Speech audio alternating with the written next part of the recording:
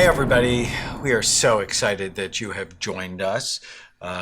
We are going to talk about suicide over the next 4 podcasts. So we call this Suicide Week, not of course you hurt yourself, Right. but How about Suicide Awareness Week? Suicide Awareness It's a little Week. bit better, yeah. But suicide is the 10th leading cause of death, but it's the one that perhaps is so emotionally impactful on everybody in your life. But first, we have some reviews of the Brain Warriors Way podcast. I woke up this morning actually to this one. It's from a woman in Singapore. So the podcast is going around the world. Jennifer Ng, I've been listening to your podcast ever since I stumbled on the Brain Warriors Way. I go for an early morning 6 to 9 kilometer walk, and you're my favorite accompaniment. I love that. Your latest one with Colonel Jill Chambers and Michael Peterson literally left me in tears. My husband suffered from severe depression and other associated mental health issues for decades, in addition to being severely overweight and just being physically sick. Don't you find they often go together? The psychiatric treatments he has had over the years left him unlike the person I knew when we first met. It was like he had this massive, foul-smelling and dense, dark brain fog that followed him perpetually.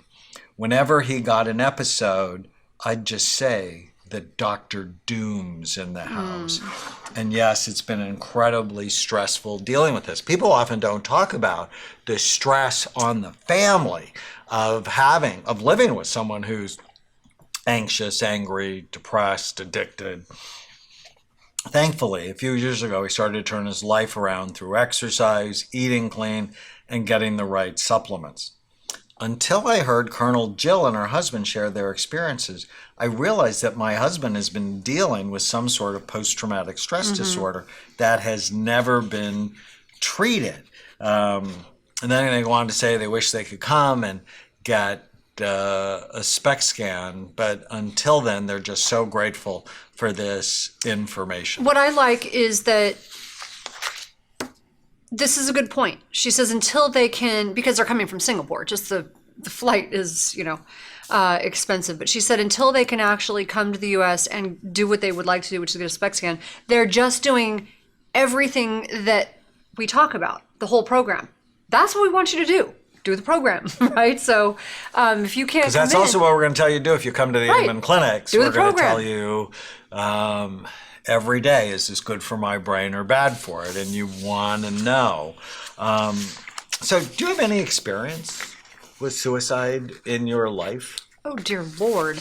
Not so much in my immediate family, but my stepmother, in her side of the family, so I have 2 half-sisters, and my stepmother, she had, poor thing, her sister, her brother, and like 5 cousins. So she's had a lot. And so I saw that impact, her and my dad when I was young growing up, and, the impact it had on the entire family. It was really hard. And I remember being around, it was really sad because her sister really liked me when I was little. Like for some reason, she just took a liking to me. She was severely depressed, bipolar, and isolated herself in her room. And then she'd have moments of thinking she was someone else. It was interesting. I'm not exactly sure what all that was about, but I was pretty young, and it could be really scary. But what I mostly remember was that she was always really kind to me. Even when she was in a really bad state, she was always kind to me. And so it was so sad and just so horrifying. And, to see this person not be able to come out of the room. She wouldn't bathe, she wouldn't do anything. And then one day, I got the message that she had taken a gun and ended her life. Yeah, so it's completely against what we were made to do or what we have evolved to do, which is protect ourselves. So when people become hopeless or helpless or feel worthless, they're more likely to do something that hurts themselves. Study just came out today that having a head injury doubles the risk of suicide. Wow. And I've known that for a long time, that traumatic brain injury is a major cause of depression, and so few people actually know about it. Right. So if we look at what could cause someone to feel so hopeless, helpless, worthless, having a diagnosed mental health condition, especially depression, panic disorder, bipolar disorder, where you go between two poles, you can have really severe low lows and high highs. In those low periods, there's a high incidence of suicide. Mm-hmm. People who have ADHD have a higher incidence of suicide because of the impulsivity. There's actually a study from Washington State in Seattle that actually said 55% of the population in Seattle at some point in their life have had suicidal ideas. Wow. So having the ideas is not that So you got to wonder why abnormal. Seattle, is it the weather? Well, it's seasonal affective disorder, which means, they go months without seeing much of the sun. Low vitamin D and remember when we actually shot the cookbook in Seattle. I was only there for a week and I was getting in wonky. January, but it almost felt oppressive. Yeah, and I take vitamin D and I was like, oh my gosh, this isn't like just rain, this is just gray. It was not that much fun. Mm-mm. And so there's actually there is evidence that the weather can play a role. So we've talked about mental health issues, including ADD. Weather can play a role. So, but most people think the highest incidence of suicide is December. But in fact, that's the lowest incidence. Interesting. December. You just feel highest like you want to attack. die. Highest for heart attacks. Yeah, Christmas Day. But the highest month is April. And my first thought, well, of course, that's when you have to pay your taxes. So you'd rather really? Go to the other side than Seriously? pay your taxes. But what's interesting is people have often had winter depressions where they've thought about suicide, but they didn't have the energy. So they were just too down to even do it.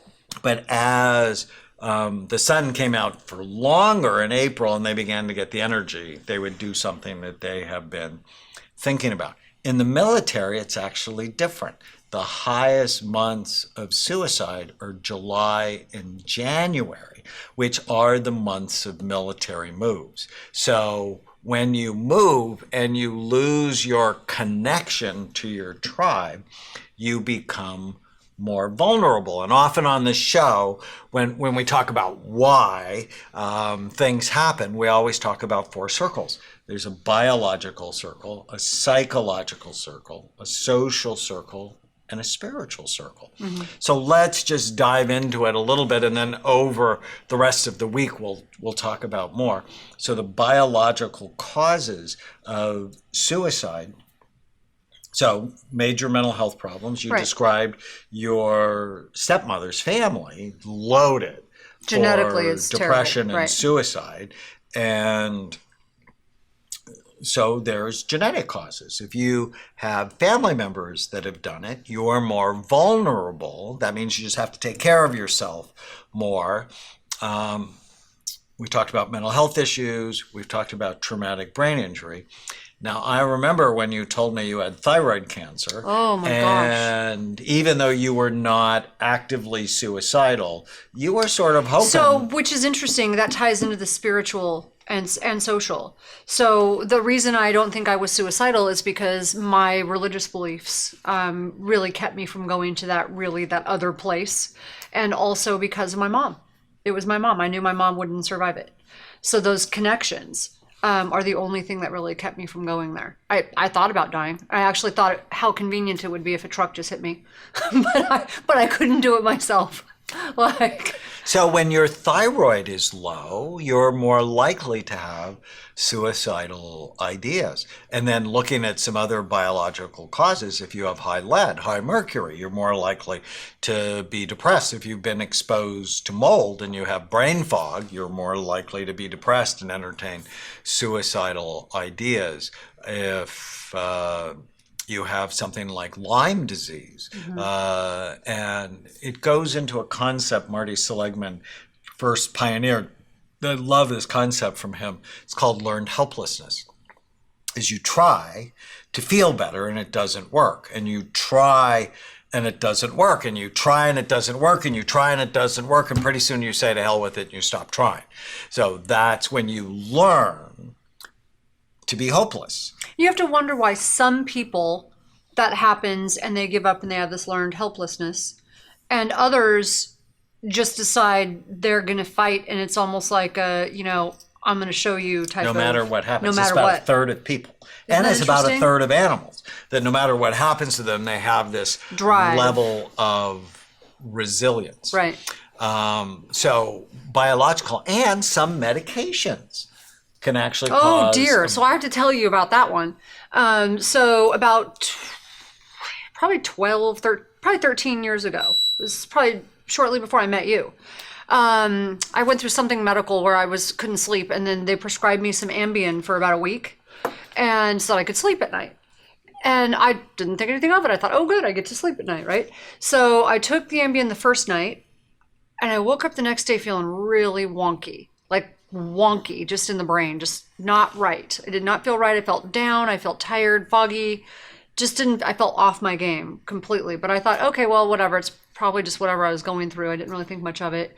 Took the Ambien again the second night. Woke up the next day crying uncontrollably. And if you'd have asked me why, no idea. No idea. I wasn't depressed that I know of, but suddenly I had zero control over my emotions. Like, it was so crazy. So, I mean, I think there are medications that can do that to people even when they're not technically supposed to. So almost all medications have psychiatric side effects, and almost, I think pretty much all of the psychiatric medications have black box warnings saying this medication in vulnerable people may increase the risk of suicide. Now, are sleeping pills one of those that are Yes. particularly? You Like, bet. I've never, ever taken them again. Because if you have a sleepy brain and then they give you something to calm it down, it may in fact disinhibit your brain, making you more makes likely to have trouble. So as we continue Suicide Week, we're going to come back and we're going to talk about some of the psychological causes of suicide and what you can do about it. Stay with us.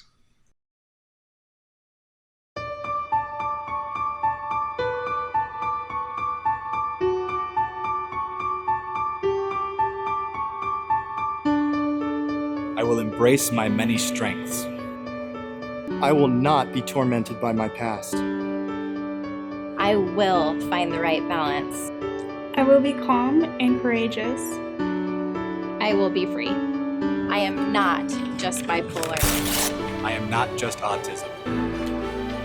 I'm not just depression. I am not just ADD. I am not just anxiety. I am not just OCD. I am not just PTSD.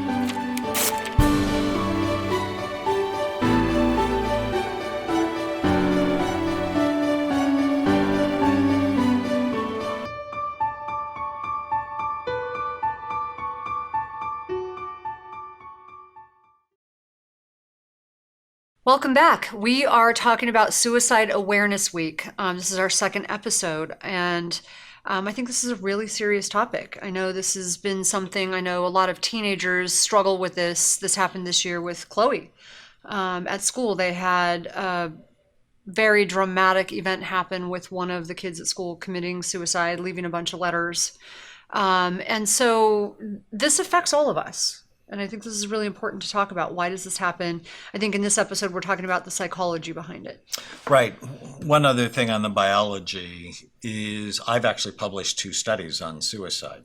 So out of the 145,000 scans we've done here at Amen Clinics, we track a lot of our patients, and we know of about 40 people later who ultimately kill themselves. And so we actually went back and looked at their scans, and what we found, people who had the lowest function in the front part of the brain, what does that do? Focus, forethought, judgment, impulse control, organization, planning, empathy, learning from the mistakes you make. They were significantly more likely to kill themselves than if they had healthy function in their prefrontal cortex. So that, in my mind, means if you get this information and you know that that is your brain, it's probably really important to do whatever it takes therapeutically to get that function up in that part of the brain. You bet. Right. So really important. But suicide is more than just your biology. There's a psychology to it. And those of you that follow us know that we talk about ants, automatic negative thoughts, the thoughts that come into your mind automatically and ruin your day. And what we see is that people who have suicidal ideas and suicide attempts have way more negative thoughts running around in their head. In fact, we often say they have an ant infestation. Yeah, no, it's true. So I want to talk about one thing, and that is what happens, like you're talking about psychology. So what happens with the psychology when you see these epidemics? Like you'll see a suicide epidemic occur. So I know one teacher who ended up leaving the town and quitting his job after he saw a rash of suicides. There were like 2 or 3 in his school, but through his small town, there ended up being 12 within a short period of time. After the first one, it was like a domino effect. Or, the show 13 Reasons Why, and then you have a couple of suicides. But this happens, like in real life, where, one happens, then all of a sudden you hear about 2 or 3 more happening. Well, we're going to talk about that in the next episode when we talk about the social aspects. So that would be suicide. more under social, not psychology. That's a contagion. Okay. That when you see someone else do a behavior, you're more likely to replicate the behavior, which is why you have to turn the news off in front of small children. Because if they see something like a school shooting and they've been angry and depressed, they're more likely to do something like that. Yeah, that's why it bothers me that they give it so much airtime. It over and over again. I don't like it. But suicide is often driven by distorted thinking. Let me tell you a story. When I first opened up the Amen Clinics in 1989, one of my favorite patients, I actually saw her a couple of times a week. Her name was Betty, and she was chronically suicidal. And she used to freak me out because, I care about my patients. I worry. I don't want anybody killing themselves. That upsets me because, my job is to prevent that, to help them. And every time she would start with the most vile, violent, wicked way of killing herself. And she'd describe it to me in great detail. And every session with her, my heart rate was elevated because I was so upset about it. And then when I started scanning brain, she had low activity in the front part of her brain. And I hadn't figured it out until I scanned her. She has adult ADD. And she was using the negative thoughts and my reaction as a stimulant. So she was thinking about the most violent ways she was going to kill herself. And one day I looked at her, I said, "You're no more going to kill yourself than I am." And she goes, "What?" And I said, "You have 5 children. You love them. I know you love them. And if you kill yourself," see, I'm not above guilt, right? I grew up Roman Catholic. I had to pass guilt 101, guilt 201, advanced guilt. So I'm not above it. And I go, if you kill yourself, you just increased the chance of your children killing themselves 500%. Wow. So I think you talk about suicide as a way to stimulate your brain. And it's the first time I put together that people who have untreated ADD are conflict seeking, negative seeking, excitement seeking. But in her case, she had learned that if she focuses on these suicidal fantasies, and so literally she stopped it and she didn't kill herself. So, but my question on that, which completely makes sense, you fix their frontal lobes. Now, don't tell people that they're not suicidal, right? I'm an expert and I knew her really well, so I could do it. This is not a Be very strategy. careful, This is not a treatment strategy. That's my question, though, for even if you are an expert. So fixing her frontal lobes makes perfect sense. Why? Then, of course, she's going to have better forethought, better judgment, better impulse control. Okay.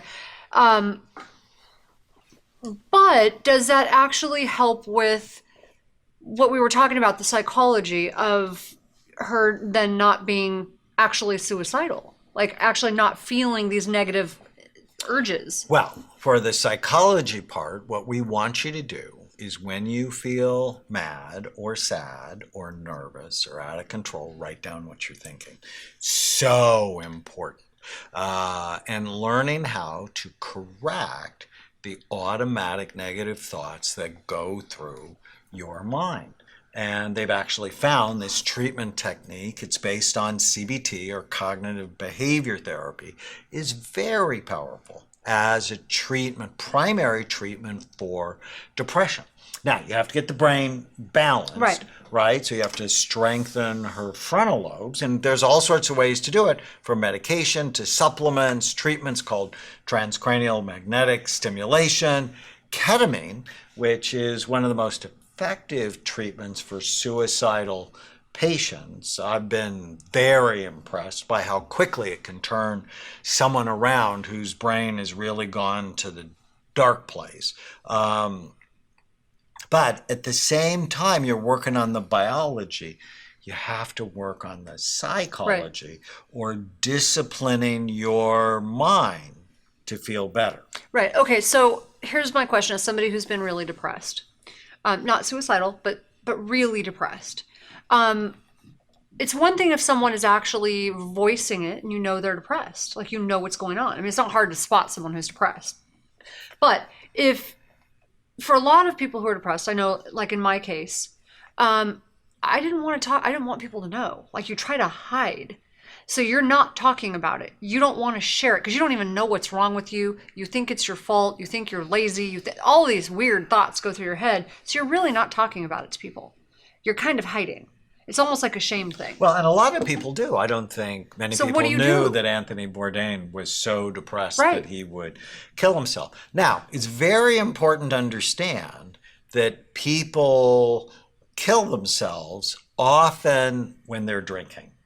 Because, say they've had the drops negative judgment. thoughts. Drops judgment. And like I said, suicidal thoughts are actually pretty common, right? Or But drugs. if So you drugs would have make sense the too then. thought, I want to die, and then you drink a 6-pack of Bud Light, it drops your frontal lobe, so you act not thinking makes sense. about, if I do this, it's going to devastate my parents. So we're back to If I biology, do psychology. this, biology, psychology, all these 4 circles Are work connected. together all the time. Right. Or in my case, And- like even having low thyroid, just made it impossible for me to focus. Right. And so when your thyroid's low, the ants are high, Right. right? So just having a healthy biology helps to keep the ants under control. I was talking to one of my patients this week about relapse, that if she doesn't eat for 6 hours or 8 hours, she has low blood sugar, more likely to relapse, more likely to kill yourself if you're not eating properly. I know, isn't that crazy? Well, The brand new I know I'm just not nice if I don't eat. That's so true. Oh my God. Thank you for saying that. I'm so grumpy when I don't eat. So part of the psychological interventions I do with my patients, we kill the ants, the automatic negative thoughts, And then I purposely get them outside of their head, because what depression does is it causes you to go into a cocoon. That's what I'm talking about. And you're only thinking about yourself. That's what I'm talking about. You sort of hide, you internalize, you like go away. And so we just talk about, if you do this, then let's talk about who's going to be affected by it. And a lot of times, we'll talk about their kids, we'll talk about their parents, we'll talk about the other people in their life and the reality of who's going to suffer. And let's just be clear that suicide is often a very angry act where you're going to punish someone else. Not always, obviously. So that actually brings up a good point. So I had those of you who have listened to our podcast, my upbringing, my childhood was anything but rosy. Okay. But one thing that my mom did really well, my mom was, and for those of you who have, who are well bonded with your kids or you're well bonded with people in your family, my mom was really clear about how much she loved me. She was really bonded to me. She was, I had no doubt in my mind. My mom would take a bullet, she would die or kill for me. So that connection, that bond is what ultimately was probably the thing that ever kept me from actually thinking the thought that I would kill myself. So, that's just to put it out there. Those of you who have good bonds. That social connection, which we're going to talk about, is so important. And she was so good. It's so protective. And my mom was good about laying the guilt trip on too. She was like, if I didn't have you, I don't know what I would do. If something happened to you, I would have no purpose for living. So from a psychological standpoint, get in touch with your connections, with your relationships. So I just try to give the reality of the situation to my patients. And I often, I've said this, I don't know, thousands of times throughout my career, that suicide is a permanent solution to a temporary feeling. Because almost everyone that's suicidal at one point or another, they're not chronically suicidal, it comes and it goes. And as somebody who's been in that seriously dark place, like a really dark place, you don't think you can get out of it. You don't think it's going to end. It's the hopelessness. And that's actually the word that they're actually hopelessness scales. Right. That when people score high on hopelessness, they're vulnerable. It was hard for me to get out of bed because I could not see a solution. I could not see the light at the end of the tunnel. I remember how awful it was, just this weight on you. But I look back now, I will say, I look back now at that time, and still to this day, it scares me enough that I would I'll do anything to never go back there. That's why I take such good care of myself. Well, and plus, you know how much it would hurt me, and you also know how much it would hurt and devastate. No, I never think about suicide. I'm just talking about even being depressed. Right. I just can't. But it's because I take really good care of myself. But my point that I was making is that it can end, and it can be it can turn around and be the best thing you've ever experienced in your life. But if you commit suicide, you'll never know. Right. And we're not talking about someone who's terminally ill. No, That's life. Different. But that's common. It's very common. That's a whole different thing, though. All right. When we come back, we're going to talk about the social aspects of suicide. And I'm going to give you one of the first papers I ever wrote. It's called The Target Theory of Suicide and How to Evaluate People. Stay with us.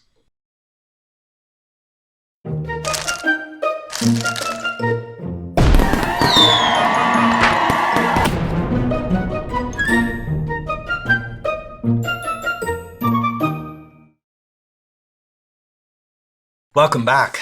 We're talking about Suicide Awareness Week, and we've talked about the biological factors, the psychological factors. Now we're going to talk about the social factors. Who kills themselves? More common, people who are isolated, people who are not connected That makes sense. to a group. Social isolation is bad for your brain. There's actually a higher incidence of Alzheimer's disease, clearly a higher incidence of depression in people who are lonely. So interesting. People who are isolated, that completely makes sense. Haven't they done studies on if you are isolated, it's good to have a pet even? I know that sounds crazy, But when people know that their pets are counting on them, it makes a difference for them. Does it but not? It gives them purpose. Right. Right? I mean, they don't want them- Aslan taking him for a walk in the morning, that gives him purpose. And like the cat, like I know, like what would happen to him, right? You think about these things. So it's like having a baby. So they're dependent. So being connected really helps. So when I was a medical student, I took a month elective called emergency psychiatry. So we handled all the cases in the emergency room, and suicide is the most common reason that a psychiatrist is called into the emergency room. And we had to learn how to evaluate people quickly. And one of my professors had what he called the target theory of suicide. And what that is when you evaluate someone who's suicidal, you want to go, what's the goal of the behavior?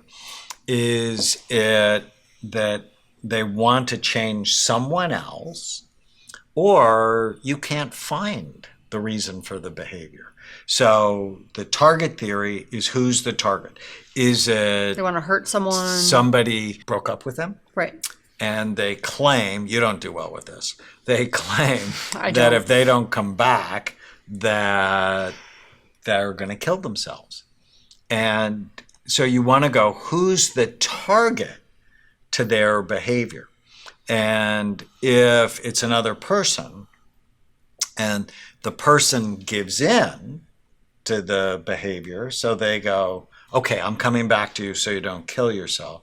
That person is acutely safe. You can send them home, but they're chronically dangerous because someone has taught them that they can manipulate others with suicidal behavior. So I'm not a bad person after all.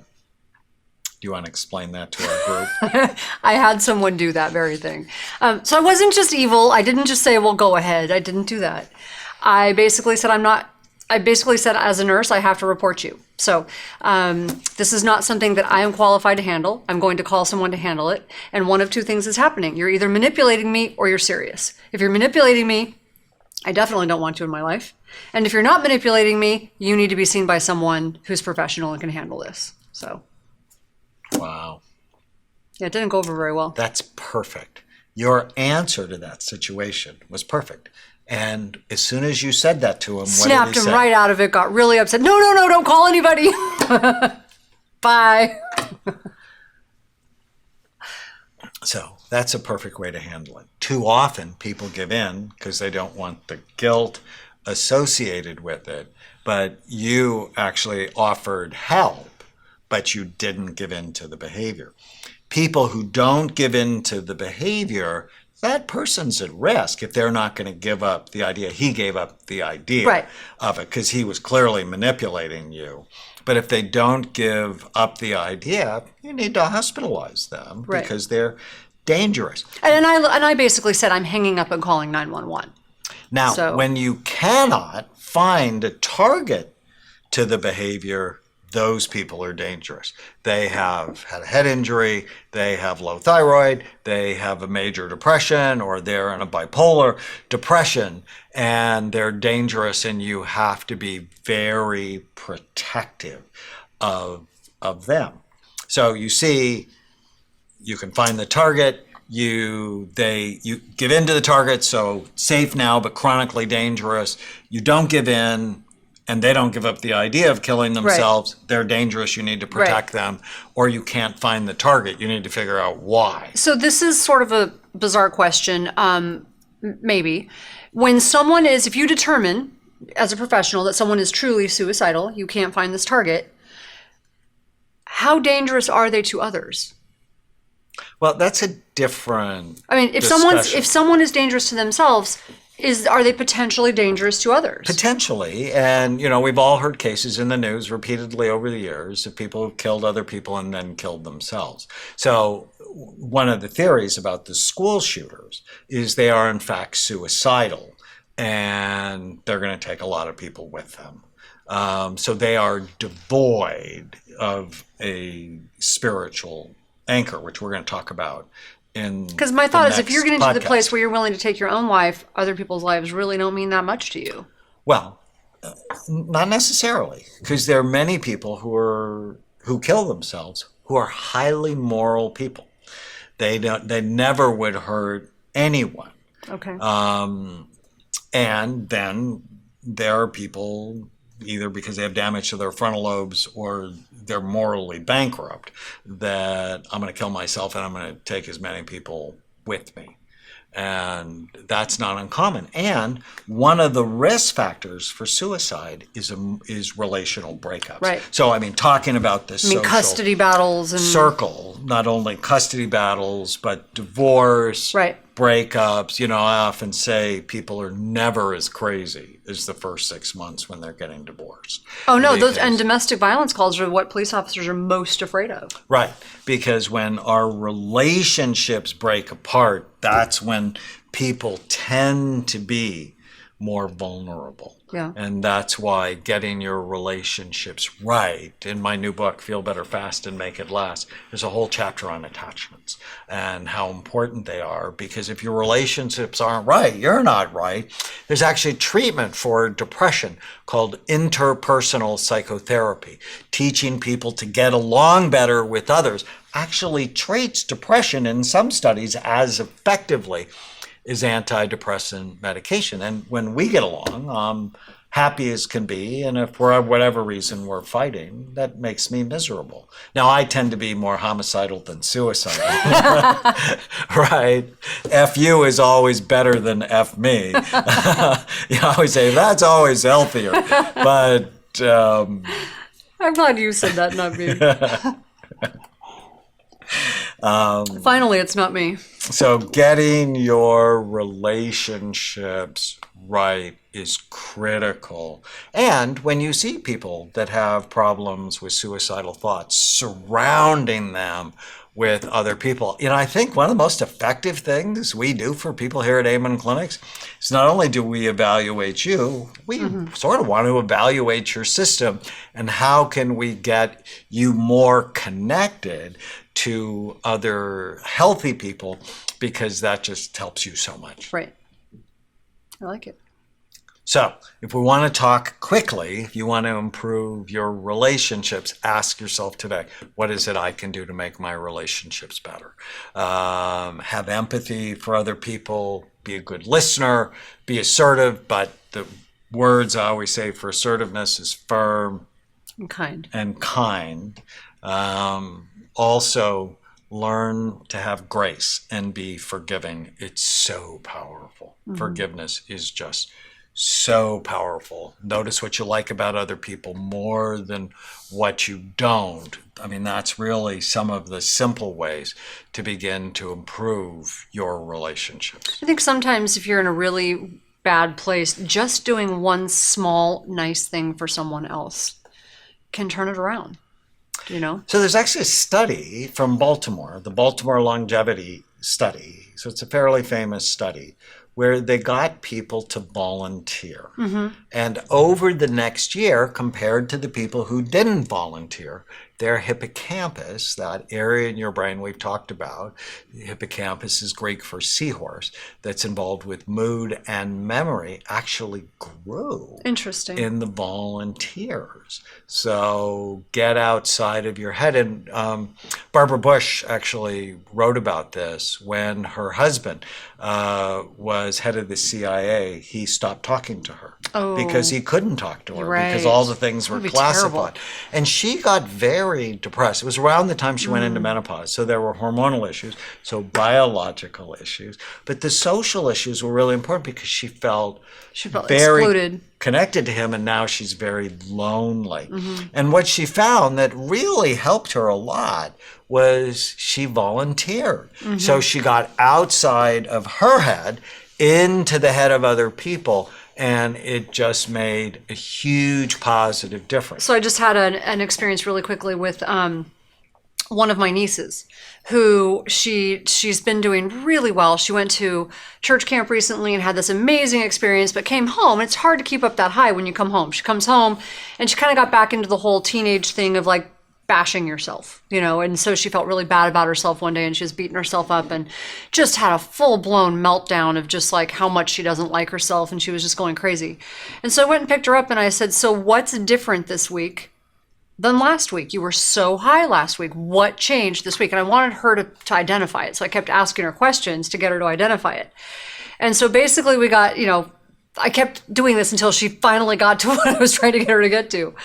So basically what it was is, last week you were around a whole bunch of people who were thinking about something bigger than themselves, right? They were focusing on amazing projects and togetherness and just really focusing on something much bigger than yourself.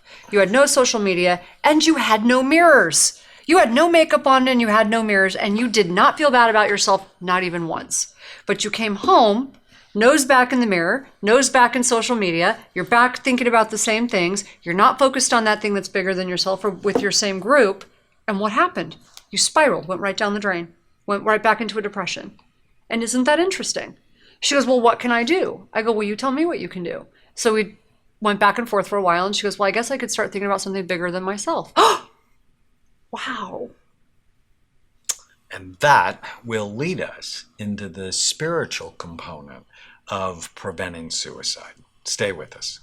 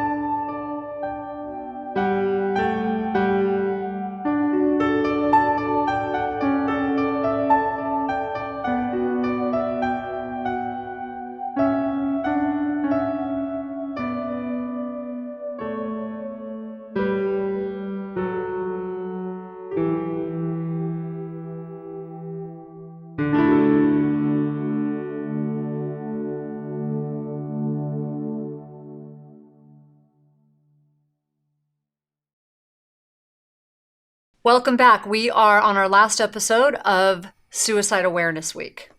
So what are we talking about for this last episode? We're talking about the social and the spiritual connections? There you go. All So right. we talked about social. So is there a spiritual component? Oh, I would think there to must be. Suicide. And so I already told you, growing up Catholic, I'm not above using guilt.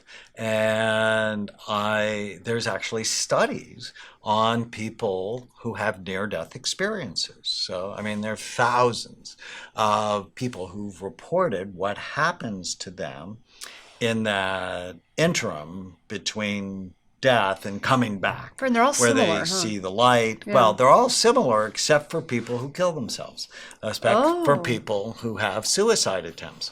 And for them, generally, the research is not pleasant. Oh. That what they see in that interim state is Dante's fourth stage of hell. Oh, I've never heard And that. where they see their problems go over and over and over again.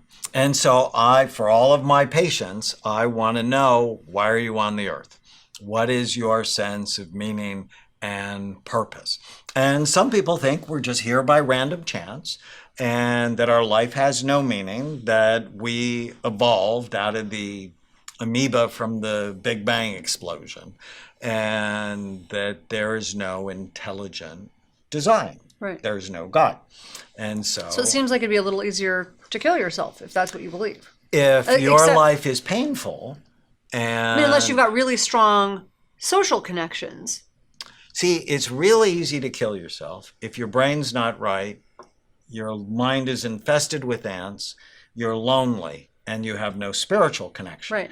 The things that prevent suicide is you have, and you care about your brain, you love your brain, we call it brain envy around here, that your mind is accurate and clean in its thoughts, it's not loaded with ants, that you're connected socially to other people, and you have a deep sense of meaning and purpose. So we talked about, I mentioned this briefly in one of the other episodes, that when I was really, really depressed, the reason I didn't contemplate suicide, my biology was a mess, my psychology was a mess, but I had my mom that I worried about. But I also grew up very Christian in that that's the one unforgivable sin, right? That's the one thing you can't do.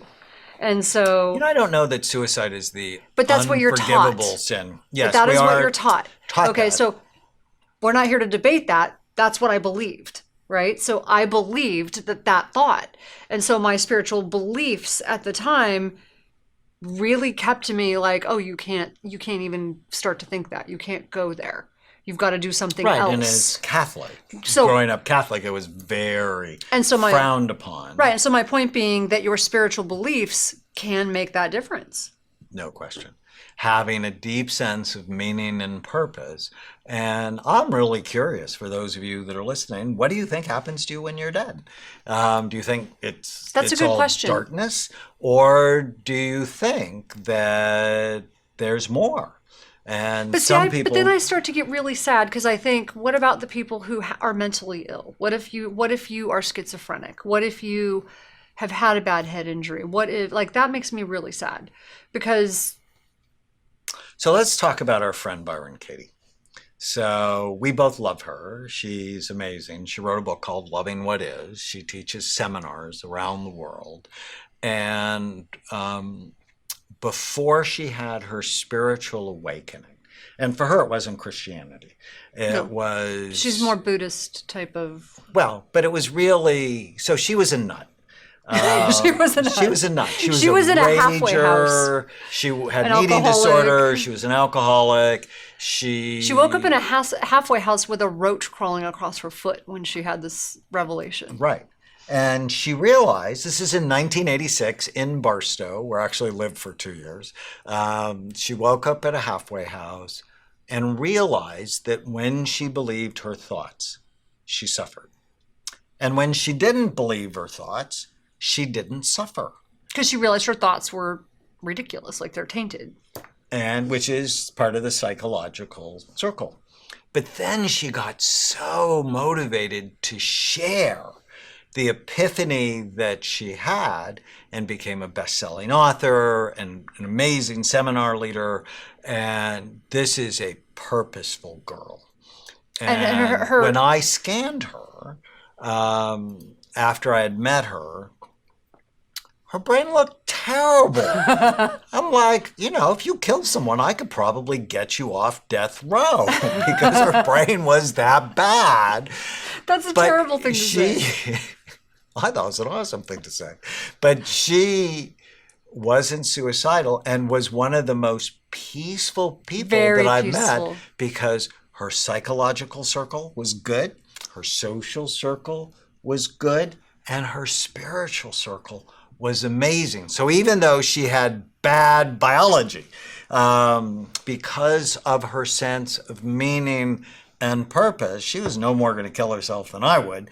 And that's what we want you to hear, that, I think what you brought up in the last one is so important because 20% of teenage girls meet the criteria for major depression. That we have had a dramatic increase in suicide across the United States over the last 2 decades. Why? Because it's all about me. Right. It's all about social media and how I compare to this person or that person. And it's not about what good can I do in the world for other people. It's how do I compare to the Kardashians that determine whether or not I want to live or die. Well, and that is so toxic. And we haven't really touched on the epidemic thing. Why does it become an epidemic?